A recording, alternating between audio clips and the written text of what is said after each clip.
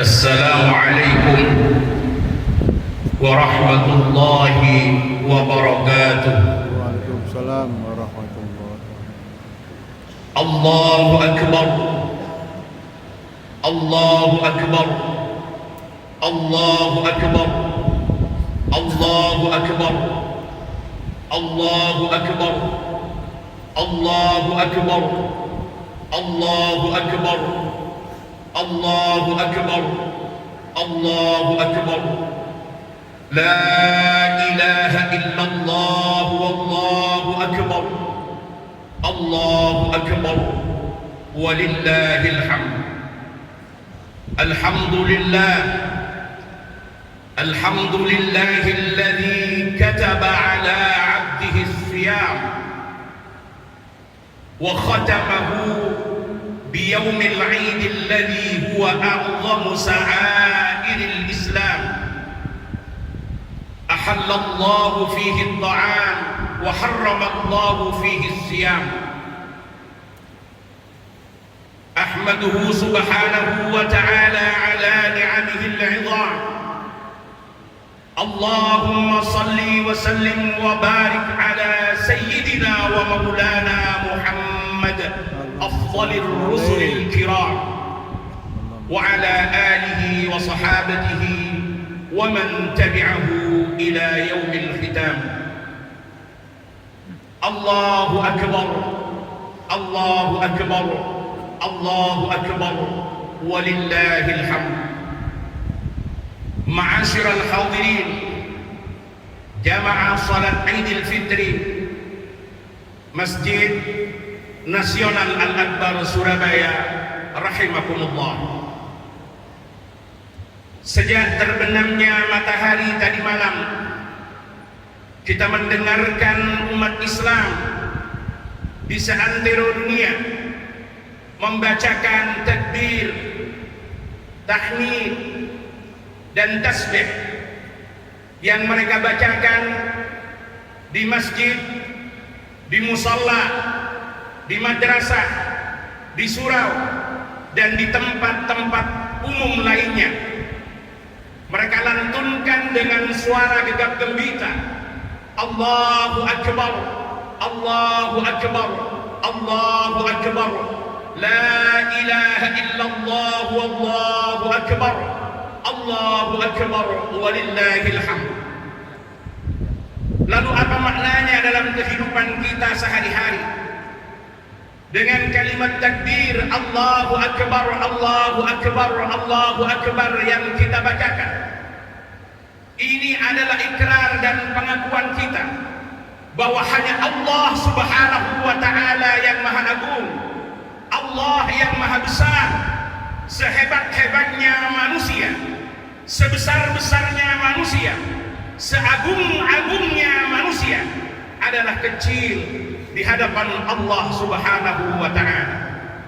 Tetapi kenapa kita masih menyaksikan dalam keseharian kita, ketika salah satu manusia di antara hamba-hamba Allah yang sering lisannya mengumandangkan kalimat takbir, tapi pada saat yang sama ketika ia merasa punya kelebihan, dia masih sering untuk menyombongkan diri di hadapan orang lain, padahal ia telah berikrar hanya Allah yang Maha Agung, hanya Allah yang Maha Besar. Dengan kalimat tahlil yang kita baca, La ilaha illallah, ini yang kita kenal dengan kalimat tauhid, seharusnya kita terus menuju monoteisme, membebaskan kita dari politeisme. Ini adalah ikrar dan pengakuan kita bahwa tiada Tuhan yang berhak disembah secara hak kecuali Allah Subhanahu wa Ta'ala.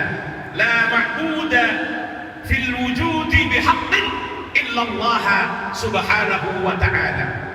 Tetapi kenapa lisan kita yang sering membacakan kalimat tauhid, mengumandangkan la ilaha illallah dalam keseharian kita, kita juga masih memiliki Tuhan-Tuhan semu di sekitar kita. Ada yang bertuhan pada pangkatnya, ada yang bertuhan pada jabatannya, ada yang bertuhan pada kekuatan dan kekuasaannya, bahkan kadang-kadang menuhankan diri sendiri untuk dituhankan oleh orang lain. Dengan ucapan walillahil hamd, kita ikrarkan segala puja dan puji hanyalah milik Allah Subhanahu wa ta'ala. Karena hanya Allah yang berhak dipuja, hanya Allah yang berhak dipuji, karena Allah yang memiliki segala-galanya. Tapi kenapa ketika kita merasa punya prestasi, kemudian kita tidak dipuji, kadang-kadang kita sering merasa sakit hati. Allahu Akbar, Allahu Akbar, Allahu Akbar, walillahil hamd. Ma'asyiral hadirin, jamaah salat Idul Fitri rahimakumullah. Pada kesempatan yang mulia ini, izinkan saya sedikit menyampaikan tentang hakikat Idul Fitri. Kata Idul Fitri berangkat dari kata Id dan kata Al-Fitr. Kata Id dari madi ada ya'idu audan. Ini maknanya adalah kembali. Kata kembali menandakan bahwa kita pernah berada di satu tempat, kita pernah berada di satu keadaan, tetapi keadaan itu sedang kita tinggalkan. Maka dengan kata kembali, kita diharapkan berada pada keadaan itu lagi. Kembali kemana? Tempat apa yang dari sana kita berasal, yang sedang kita tinggalkan dan kita diharapkan kembali kepadanya? Dijabarkan dengan kata al-fitr, yang paling tidak memiliki tiga pengertian. Yang pertama, kata al-fitr artinya adalah asal kejadian. Yang kedua, maknanya adalah kesucian. Dan yang ketiga, diartikan dengan menapaki cara-cara yang benar. Kembalinya kita ke fitrah, artinya kembalinya kita ke asal kejadian kita, yang tidak lain asal kejadian kita adalah kesucian. Dan ketika kita berada pada kesucian, maka kita akan selalu menapaki cara-cara yang benar, baik dalam kehidupan beragama, kehidupan berbangsa dan bernegara, atau ketika kita berada di tengah-tengah masyarakat. Manusia pada asalnya semuanya diciptakan oleh Allah dalam keadaan suci, sebagaimana disebutkan dalam sebuah riwayat, kullu mauludin yuladu 'alal fitrah. Dalam redaksi yang lain, ma min mauludin illa yuladu 'alal fitrah. Tapi kemudian kesucian ini sering ditinggalkan oleh manusia dengan melakukan pelanggaran-pelanggaran terhadap ketentuan Allah, atau meninggalkan apa-apa yang diperintahkan oleh Allah. Ketika manusia berada pada kesuciannya, maka dia berada pada kedekatan yang tiada tara dengan Allah Subhanahu wa ta'ala. Tapi ketika dia keluar dari kesuciannya, maka mulai ada jarak antara dirinya dengan Allah Subhanahu wa ta'ala.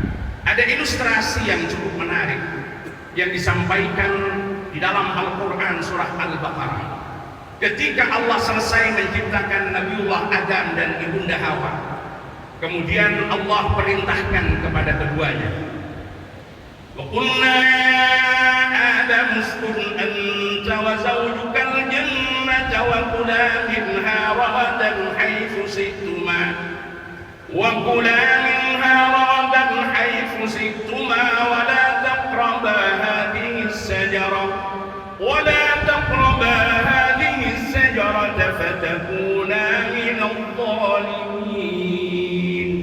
Allah berfirman, wahai Adam dan Hawa, tinggallah engkau dan istrimu di surga, makanlah apa yang kau sukai di surga, tapi ingat, jangan kau dekati pohon ini. Stressing daripada apa yang akan saya sampaikan berada pada frase hadhihi syajarah. Hadhihi ini dalam gramatikal bahasa Arab adalah isim isyarah yang menunjukkan kalau musyarah ilah itu dekat. Berarti ungkapan hadhihi syajarah yang digunakan oleh Allah kepada Nabi Adam menandakan bahwa posisi antara Allah dengan Nabi Adam berada pada posisi yang saling berdekatan. Kapan itu terjadi? Ketika Nabiullah Adam belum melakukan pelanggaran terhadap ketentuan Allah. Ketika Nabiullah Adam belum keluar dari fitrahnya, masih berada pada kesuciannya, ia dekat sekali dengan Allah. Tapi kemudian Nabi Adam digoda oleh iblis, digelincirkan oleh iblis. Ia digoda oleh iblis, an adulluka ala syajaratil khuldi wa mulkin la yabla. Maukah Adam aku tunjukkan kau kepada pohon yang akan menjadikan engkau kekal di surga dan akan mendapatkan kekuasaan yang tidak pernah punah. Akhirnya Nabi Adam melanggar ketentuan Allah.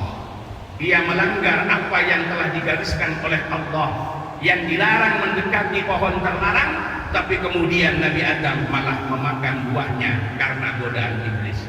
Kemudian Nabi Adam diusir oleh Allah dari surga.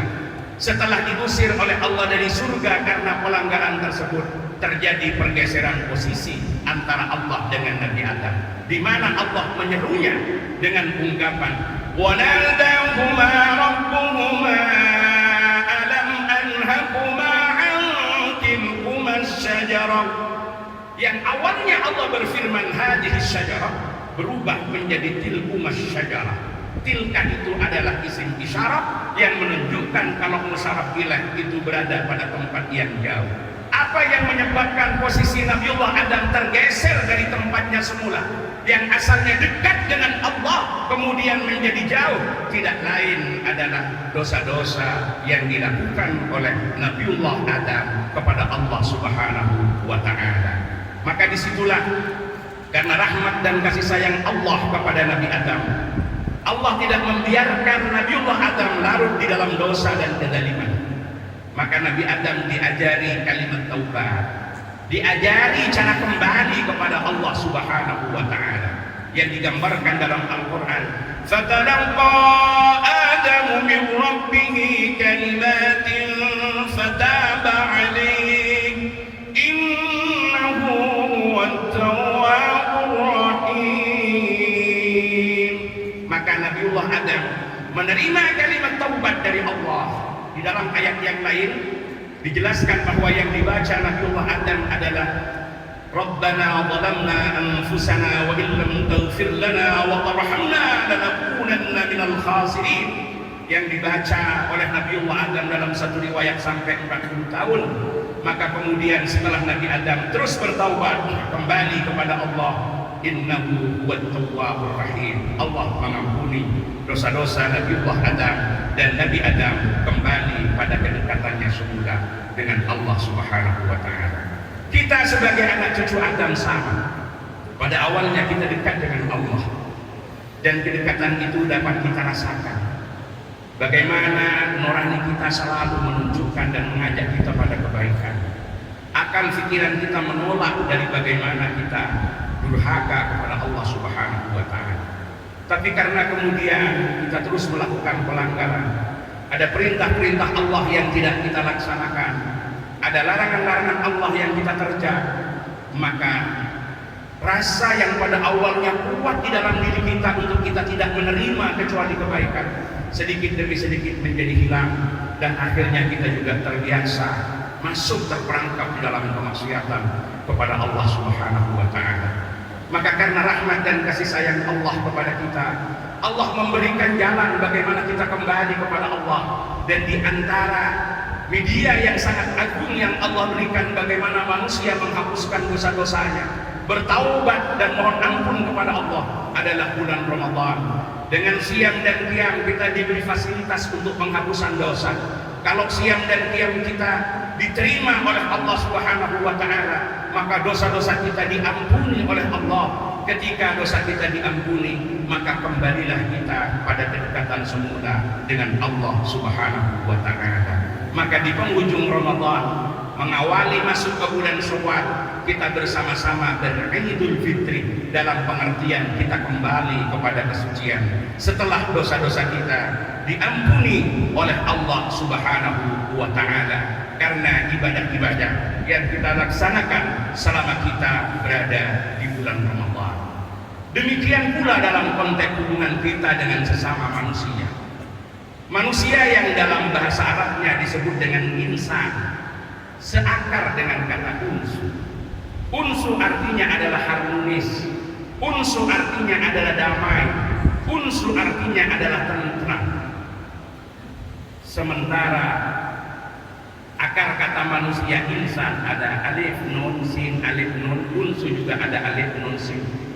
Ini kalau kita kembali kepada morfologi, ilmu yang membahas tentang huruf dan kata yang ada di dalam bahasa Arab. Kalau ada dua kata atau lebih, itu sama dengan kata yang lainnya, atau ada kata yang mirip hurufnya dengan kata yang lainnya, pasti memiliki kedekatan makna atau korelasi makna. Karena insan seakar dengan kata unsu, berarti secara fitrah manusia itu senang damai, manusia itu senang rukun, manusia itu tidak suka berkonflik, manusia itu tidak suka untuk kemudian bercerai-berai. Karena tidak ada manusia yang betul-betul mandiri. Manusia dalam kehidupannya sehari-hari pasti membutuhkan orang lain. Tapi karena kemudian ada perbedaan kepentingan, karena ada yang menyalahi kesepakatan, ada yang menusuk dari belakang, ada yang menggunting dalam lipatan, ada yang melakukan kedaliman-kedaliman, maka keharmonisan, kerukunan, ketenteraman yang dari awal menjadi fitrah manusia itu kemudian tercederai, sehingga mulai muncul ada jarak, mulai muncul ada problem, mulai muncul ada konflik. Maka disitulah manusia juga diharapkan dalam konteks hubungannya dengan manusia yang lain kembali ke fitrahnya, sehingga di dalam Idul Fitri ini kita tidak hanya manifestasikan kembali kita pada kesucian dalam konteks hubungan kita dengan Allah, tapi kembalinya kita kepada kesucian itu juga ada dalam konteks hubungan kita dengan sesama manusia. Maka disitulah setelah sholat Idul Fitri kita laksanakan dengan silaturahim, dengan mengadakan upacara-upacara seremonial, diantaranya yang sering kita sebut dengan halal bihalal. Tujuannya adalah untuk meluruskan kembali benang kusut, menghilangkan kembali sekat-sekat yang kemudian menjadi penghalang antara kita dengan yang lain, dengan meminta saling ridho, dengan meminta saling maaf. Disitulah Idul Fitri telah kita aplikasikan dalam dua dimensi sekaligus di dalam kehidupan kita, sehingga ketika kita benar-benar kembali ke fitrah, maka kita akan kembali pada kedekatan kita baik dengan Allah ataupun dengan sesama manusia. Ma'asyiral hadirin jamaah salat Idul Fitri Masjid Nasional Al-Akbar Surabaya rahimahullah. Ketika seseorang sudah kembali kepada kesuciannya, maka dia akan berada pada cara-cara yang benar yang diajarkan oleh agama. Itulah fitrah manusia yang kepadanya kita harus berikhtiar untuk selalu kembali. Dan hakikat Idul Fitri dapat kita wujudkan dalam tiga hal. Yang pertama adalah mengukuhkan ketauhidan. Ibadah Ramadan telah kita laksanakan dengan sebaik-baiknya, mulai dari puasa, sholat tarawih, tilawatil Quran, membayar zakat fitrah dan zakat harta, iktikaf, memperbanyak zikir, hingga hari ini kita tuntaskan dengan melaksanakan Idul Fitri. Semuanya itu kita yakini sebagai bentuk aktualisasi keimanan kita kepada Allah Subhanahu wa Ta'ala. Sebagai hamba kita menyadari begitu banyak kekurangan yang telah kita lakukan. Terkadang kita sibuk berhari-hari, berbulan-bulan, atau bahkan bertahun-tahun bekerja keras dan banting tulang hanya untuk menyenangkan orang-orang yang kita cintai. Suami menghabiskan hampir semua waktu sholatnya, hampir semua waktunya kadang-kadang hanya untuk menyenangkan istri dan anak-anaknya. Bahkan terkadang dia harus ketinggalan waktu sholat dan harus ketinggalan waktu-waktu pelaksanaan ibadah yang lainnya. Istri juga demikian, kadang-kadang untuk menyenangkan suaminya dia habiskan waktu-waktunya yang terkadang menjadikan dia lalai akan kewajibannya kepada Allah Subhanahu wa Ta'ala. Jika sesuatu ini terus berlanjut, tentu kita semua akan semakin jauh dari fitrah kita karena pelanggaran-pelanggaran yang kita lakukan kepada Allah Subhanahu wa Ta'ala.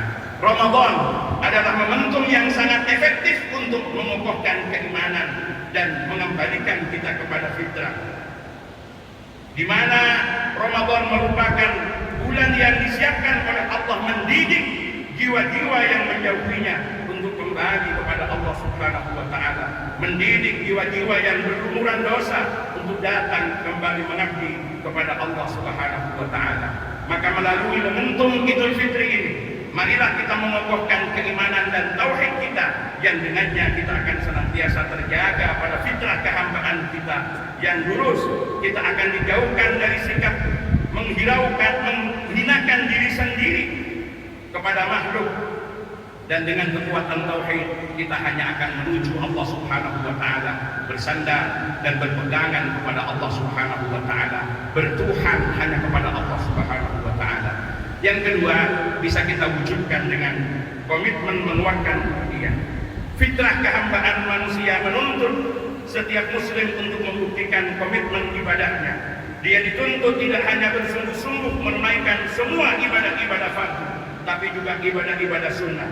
Dengan pembuktian komitmen tersebut, setiap muslim akan mampu mengantarkan dirinya kepada ketakwaan kepada Allah Subhanahu wa taala, di mana Al-Quran menegaskan bahwa di balik perintah ibadah puasa tersebut menghendaki agar setiap hamba yang melaksanakannya dapat mengantarkan dirinya kepada derajat ketakwaan kepada Allah Subhanahu wa taala. Ya ayyuhalladzina amanu kutiba alaikumus syiyam kama kutiba alal ladzina min qablikum la'allakum tattaqun. Yang salah satu ciri daripada ketakwaan yang harus didapat oleh setiap muslim yang telah beribadah di bulan Ramadan tadi telah dibacakan oleh imam kita Kiai Haji Abdul Hamid Abdullah, yaitu alladzina yunfiquna fis sarra'i wad dharra wal kadhimina al ghaidha wal 'afina 'anil nas wallahu yuhibbul muhsinin. Bentuk daripada ketakwaan yang dapat kita peroleh melalui ibadah kita di bulan Ramadan, kita akan menjadi hamba-hamba Allah yang suka menginfakkan apapun yang ada pada kita, kapanpun, dimanapun, kepada siapapun. Kita akan menjadi hamba-hamba Allah yang mampu mengendalikan amarah, sehingga ketika terjadi sesuatu yang tidak kita senangi atau kita kehilangan sesuatu yang sangat kita cintai, tidak menjadikan kemarahan kita diekspresikan ke wajah, yang kemudian wajah kita tidak sedap dipandang orang lain. Tidak kita ekspresikan ke lisan, yang kemudian bisa jadi dari lisan kita keluar perkataan-perkataan yang tidak pantas diucapkan oleh seorang muslim. Tidak kita ekspresikan ke tangan, yang kemudian bisa jadi kita melakukan perbuatan-perbuatan yang tercela karena konsekuensi daripada kemarahan kita yang tidak terkontrol. Maka komitmen ubudiyah ini harus kita jaga. Tidak hanya ada pada bulan Ramadan, tetapi bulan Ramadan hendaknya kita jadikan sebagai media latihan yang kemudian kita terjemahkan di dalam kehidupan nyata 11 bulan setelah Ramadan. Dan yang terakhir, kefitrahan kita bisa kita wujudkan di dalam memelihara akhlak yang terpuji. Ini adalah cara lain memaknai pemeliharaan fitrah kita, yaitu dengan menjaga akhlak yang terpuji seperti amanah, jujur, sabar, dan syukur. Apabila seseorang memiliki sifat-sifat tersebut, maka akan merasakan ketenangan dalam hidupnya. Dia tidak pernah merasa khawatir dan takut sebagaimana khawatirnya orang yang suka berkhianat, karena takut terbongkar pengkhianatannya. Kalau ia jujur, dia tidak pernah merasa takut dimanapun dia berada, seperti khawatirnya orang yang pernah dilet, orang yang pernah menipu, orang yang pernah korupsi, yang terus dibayang-bayangi ketakutan yang mengancam terhadap reputasi bahkan pada kedudukannya. Ia menjadi orang-orang yang baik yang akan terhindar dari bahaya-bahaya pertengkaran, bahaya-bahaya perselisihan, karena ia telah mampu mengaktualisasikan sifat-sifat yang terpuji di dalam kehidupannya sehari-hari. Dia jaga semuanya dengan baik, sehingga dengan sabar, dengan amanah, dengan jujur, dengan disiplin, dia akan kembali dekat bukan hanya dengan Allah, tapi sekaligus juga akan kembali dekat dengan sesama manusia. Ma'asyiral hadirin, jamaah salat Idul Fitri yang dimuliakan oleh Allah. Sebagai penutup khutbah ini, saya mengajak kepada diri saya pribadi dan kepada para hadirin yang mulia agar di hari raya Fitri ini kita bertekad bulat, berniat kuat untuk kembali ke fitrah kita yang bersih tanpa dosa dan berpotensi baik dengan sedapat mungkin kita melaksanakan. Yang pertama, tetap konsisten taat kepada Allah sebagaimana yang kita lakukan selama bulan suci Ramadan, yang sebenarnya hanya bulan latihan, sedangkan 11 bulan ke depan adalah justru medan laga yang sesungguhnya. Yang kedua, memperbanyak silaturahim untuk menyegerakan hubungan antara sesama kita demi terwujudnya ukhuwah Islamiyah yang rasanya masih rentang, rawan, dan cenderung sebatas slogan. Meminta maaf kepada siapa saja yang pernah kita kenal dan dapat kita hubungi, baik secara langsung maupun melalui media komunikasi. Yang kemudian yang terakhir, atas dasar iman dan niat tulus kita memaafkan orang yang pernah bersalah kepada kita, baik mereka sempat minta maaf atau tidak. Kita lupakan segala yang tidak mengenakan di masa lalu dan kita tetap menjaga masa depan dengan penuh harapan. Wa idza quri'al Qur'an fastami'u lahu wa ansitu la'allakum turhamun. A'udzu billahi minasy syaithanir rajim. Duribat 'alaihimudz dhillatu wal maskanah, duribat 'alaihimudz dhillatu aynama tuqifu illa bihablin min Allah wa hablin minan nas. Barakallahu li wa lakum fil Qur'anil 'azim wa nafa'ani wa iyyakum minadh-dhikri wal ayatil hakim. Innahu ta'ala huwal barrur